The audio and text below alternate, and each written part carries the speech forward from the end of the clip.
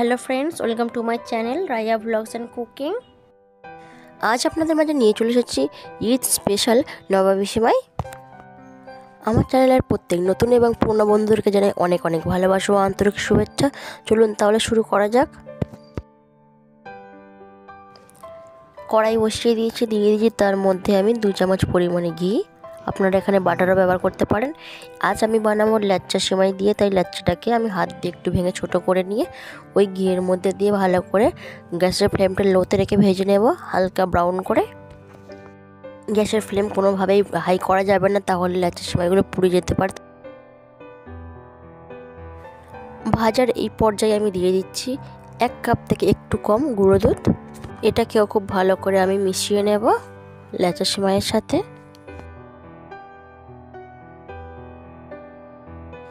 বেশ কিছুক্ষণ ধরে আমি নাড়াচাড়া করে ভেজে নেওয়ার পরে এই পর্যায়ে দিয়ে দেবো আমি চিনি। এটা আপনারা আপনাদের স্বাদ মতো ব্যবহার করবেন। বেশ কিছুক্ষণ ধরে নাড়াচাড়া করার পরে ফাইনালি আমার ল্যাচ্চা সেমাই ভাজাটা রেডি হয়ে গেছে। এবার এটাকে আমি একটা পাত্রে তুলে নেব।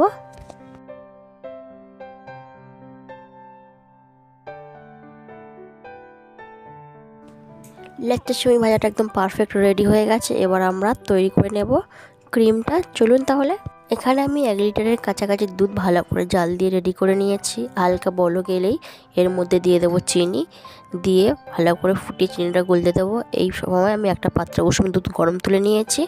তার মধ্যে আমি রেডি করে নেব 2 চামচ কর্নফ্লাওয়ার, দিয়ে একটু গুলে নেব। আর অ্যাড করব 3 চামচ কাস্টার্ড পাউডার। আপনারা চাইলে পুরোটা কর্নফ্লাওয়ার দিয়েও করতে পারেন, পুরোটা কাস্টার্ড পাউডার দিয়েও করতে পারেন। এরকমভাবে আমি খুব ভালো করে মিশিয়ে নেব 3 চামচ পরিমাপ করে দিয়ে।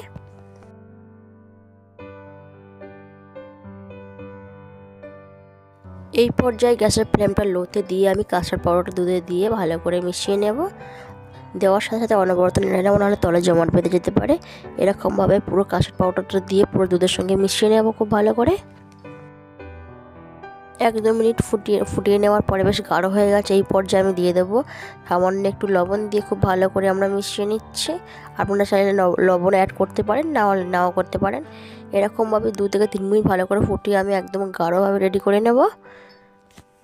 আমি একটু হালকা কালার নিয়ে আসার জন্য এই পর্যায়ে দিয়ে দিয়েছি 3-4 পিস মতো কেশর, দিয়ে খুব ভালো করে মিশিয়ে নেব। এই কেশর দেওয়ার কারণে কালারটা একটু সুন্দর আসে, ফ্লেভারটাও সুন্দর হয়। এবার গ্যাসের ফ্লেমটা হাইতে রেখে আমি ভালো করে নাড়াচাড়া করে একদম গাঢ় করে নেব।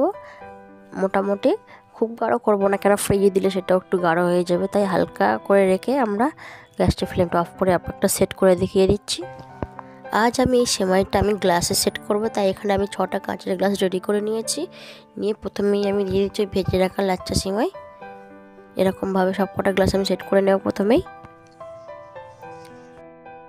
এবার একটা কাঠের মোল্ডের সাহায্যে আমি চেপে চেপে সেট করে নেব। দেখে নিন, ঠিক এইরকমভাবে দিয়ে দিচ্ছি কিছু বাদাম কুচি। এবার আমি দিয়ে দেব কাস্টার্ড পাউডার ক্রিমটা। এরকমভাবে আমি সব কটা গ্লাস রেডি করে নিচ্ছি।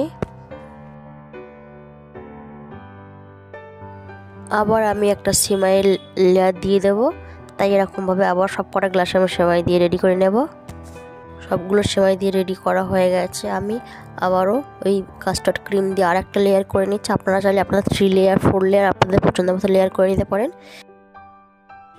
এবার ওপরে হালকা একটু চারিদিক দিয়ে সেমাই ছড়িয়ে রাউন্ড করে নেব। নিয়ে মাঝখানে দিয়ে দেব আমন্ড, পেস্তা, কিশমিশ, কাজু এরকমভাবে কুচিয়ে আমি একদম ওপরটা একদম রেডি করে নিয়ে আপনাদেরকে দেখিয়ে দিচ্ছি।